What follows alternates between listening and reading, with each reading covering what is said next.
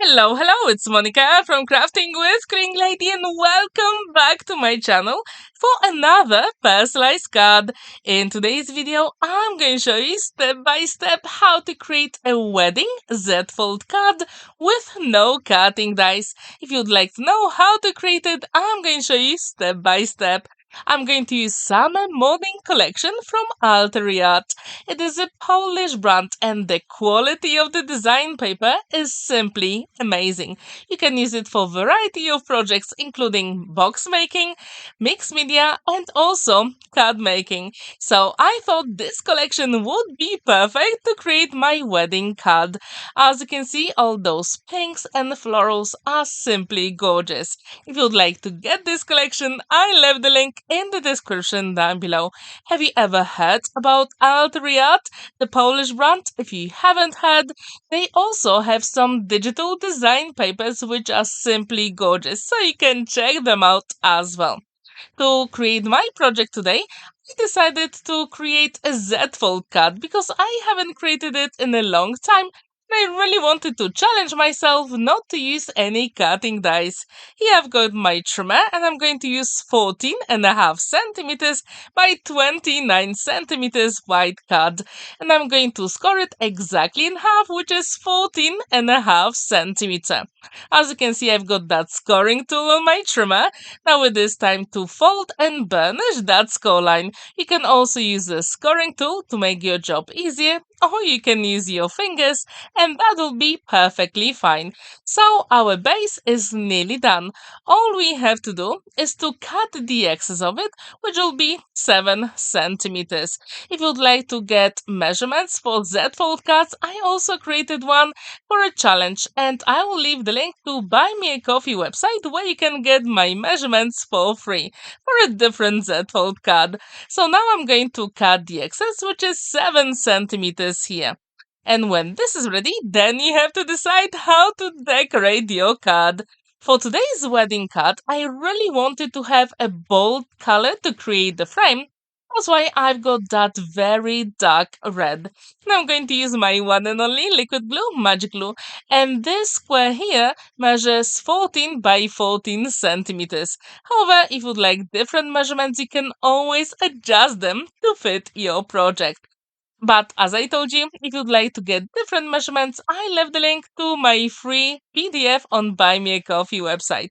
So here, this panel is measuring 6.5 by 14 centimeters, and we need two of those, one for the front and one for the inside of the card. Because with the Z-fold card, when you open them, you really have to actually decorate the front and the inside.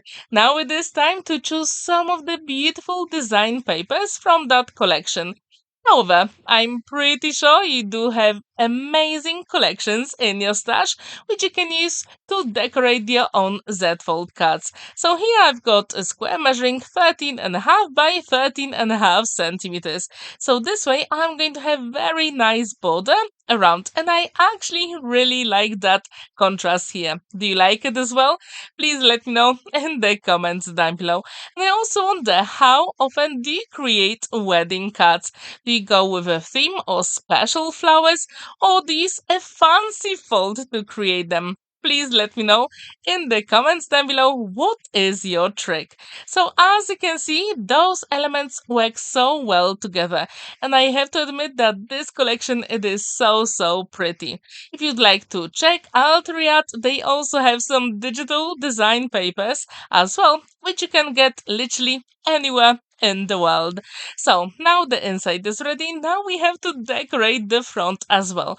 And to create that Z-fold card, we also need one more card base, which will be slightly smaller than the big one we created.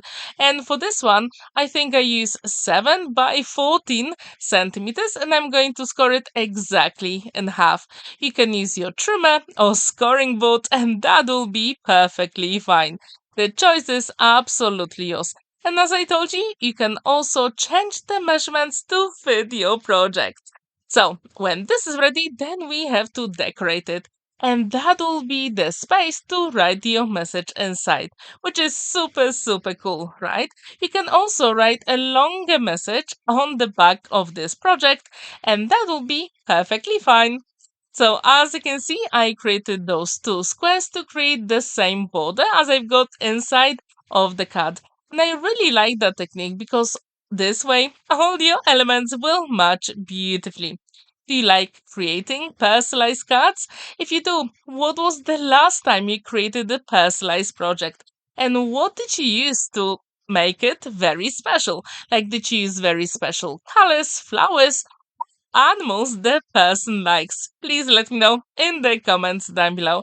So now we've got that space to write the message inside, and it will be time to decorate it.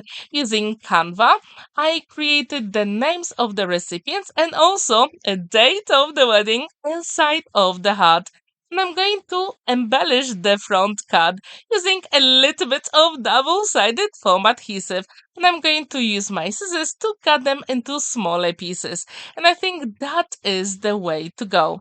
So if you've never ever created a wedding card, I do encourage you to give it a go because I think there are just so many possibilities with wedding cards. You can use a different theme, different flowers, depends on the person who's going to receive your project.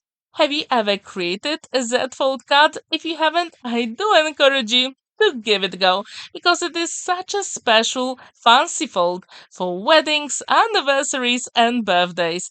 Now, as you can see, I also have some other elements from this collection and I fussy cut them. As you can see, the light has changed because I was recording during the daytime in Poland.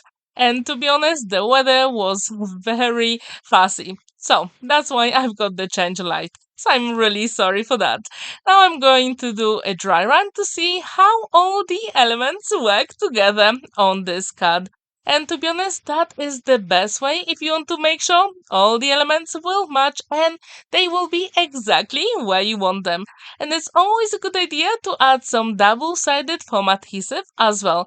Probably in the video you can't really see a difference, but in real life it really makes a difference. So as you can see, this card is super easy to create. All you have to do is to get some of the design papers from your stash and create that Z-fold card base. Super quick and simple.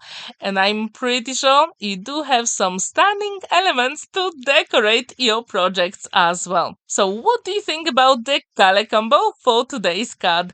Do you like it? Please let me know in the comments down below. So as you can see, the cut is nearly complete. All we have to do at this point is to shape the wings of the butterfly and add a few gems, because a wedding card with no gems, no, that doesn't really work.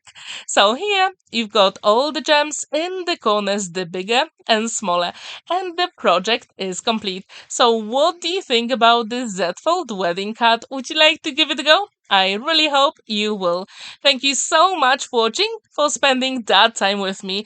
Don't forget to like this video, give it a thumbs up, and subscribe to my channel if you haven't already. And don't forget that Mondays and Thursdays I've got tutorials on my channel. Have a wonderful day and see you in my next video. Happy crafting!